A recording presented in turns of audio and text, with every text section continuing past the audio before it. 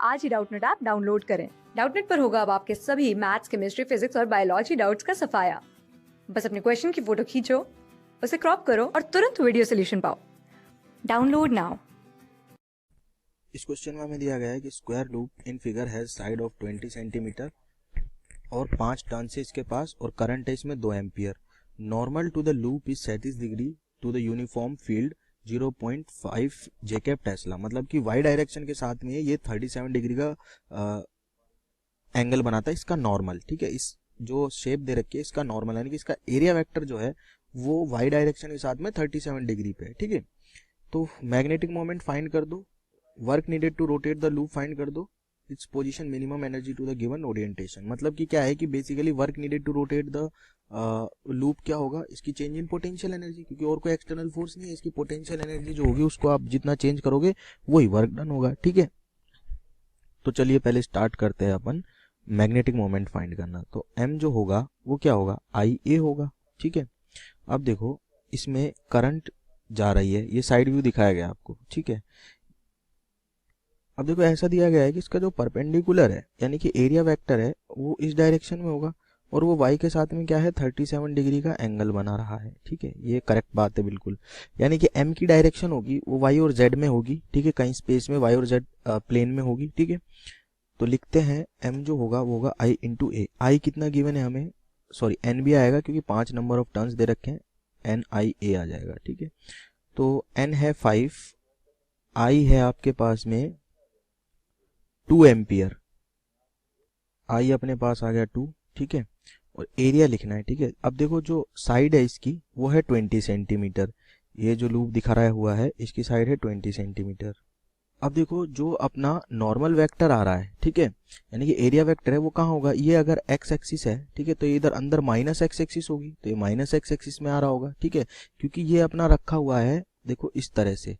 ठीक है, यानी कि ये वाले प्लेन में रखा है जेड एक्सिस के अलोंग, और इसकी एक साइड है एक्स जेड प्लेन में और एक साइड है जेड एक्सिस में।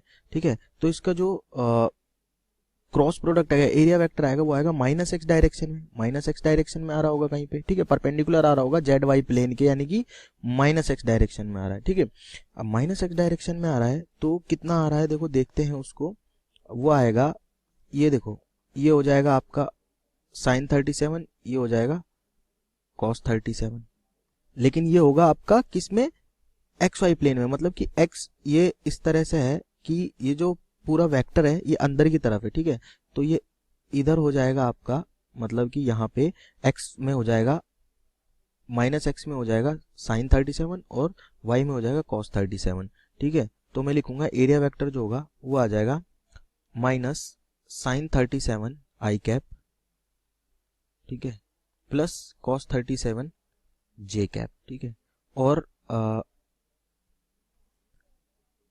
0.20, ठीक है, यह है 0.20 सेंटीमीटर है ना लेंथ, तो 0.20 सेंटीमीटर का स्क्वायर कर देंगे तो आ जाएगा 0.2 सेंटीमीटर का स्क्वायर। ठीक है, देखो एरिया क्या होता है, एरिया वेक्टर या तो मैं डायरेक्ट लिख सकता हूँ या मैं यूनिट वेक्टर भी निकाल के लिख सकता था।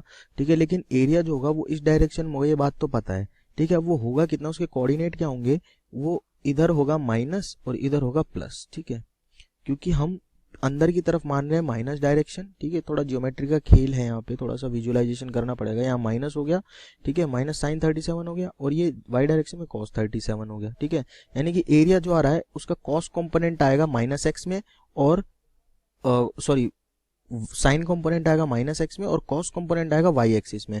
तो एरिया 0.2 है, उसका स्क्वायर कर दिया, सॉरी 20 सेंटीमीटर है तो 0.2 आ गया, 0.2 का स्क्वायर कर दिया और उसका साइन कंपोनेंट और कॉस कंपोनेंट लिख दिया। ठीक है, तो ये होगा 0.24 आई कैप माइनस का प्लस 0.32 जे कैप, ये तो आ गया आपका m। ठीक है, मैग्नेटिक मोमेंट। अब अगर मैं बात करूं टाउ की, ठीक है, हमें फाइंड क्या करना है, हमें फाइंड करना मैग्नेटिक मोमेंट और हमें फाइंड करना वर्क नीडेड। ठीक है, अब देखो तो वर्क नीडेड होगा जो पोटेंशियल एनर्जी के बराबर होगा वो कितना होगा, minus M B cos theta. अब देखो हमें एक्चुअली में बोला क्या गया है कि इसकी पोजीशन से पोजीशन ऑफ मिनिमम एनर्जी, ठीक है, मतलब गिवन ओरिएंटेशन से इसको मिनिमम एनर्जी में ले जाने में जो वर्क डन होगा वो क्या होगा, जो हम का जो पोटेंशियल एनर्जी में चेंज होगा उसका नेगेटिव। ठीक है, वही तो होगा वर्क डन। ठीक है, तो यहाँ से मिनिमम एनर्जी अगर मैं फाइंड करना चाहूँ तो वो कितनी होगी, वो होगी minus M B. Cos theta अगर 1 हो जाए यानी कि थीटा की वैल्यू 0 डिग्री हो जाए तो वो हो जाएगा माइनस एम बी, ये होगा यू मिनिमम। ठीक है, और इस केस में u जो होगा अभी इसी फाइनल ओरिएंटेशन में वो क्या होगा, माइनस एम बी कॉस 37। ठीक है, कॉस 37 हो जाएगा। तो भाई यहाँ से लिखेंगे, अब चलिए देखो वैल्यू तो यहाँ पे नहीं रखते हैं क्योंकि हमें एक्चुअल में फाइंड क्या करना है, हमें फाइंड करना है कि इसको कितना वर्क करना पड़ेगा। ठीक है, तो देखो पहले चेंज इन पोटेंशियल एनर्जी जो होगा वो कितना हो जाएगा, माइनस एम बी कॉस 37 इस पोजीशन से ले जाने में इस पोजीशन तक। ठीक है, मिनिमम तक ले जाने में इतना अपन को चेंज इन एनर्जी करना पड़ेगा। ठीक है, अब देखो ये मैंने लिखा है इस पोजीशन से इसको मिनिमम एनर्जी तक ले जाने में, हमें पूछा गया है कि मिनिमम एनर्जी से इस पोजीशन तक लेके आने में। ठीक है, देखो वर्क डन जो होगा वो क्या होगा, वो माइनस ऑफ डेल्टा यू होगा। मतलब डेल्टा यू का मतलब क्या है कि 0 डिग्री से 37 डिग्री तक जो तो पोटेंशियल एनर्जी चेंज होगी उसका नेगेटिव, या मैं बोलूं कि 37 डिग्री से जो 0 डिग्री तक चेंज होगी वो वर्क डन को बताएगी। तो ये सेम चीज लिखी हुई है मैंने यहाँ पे।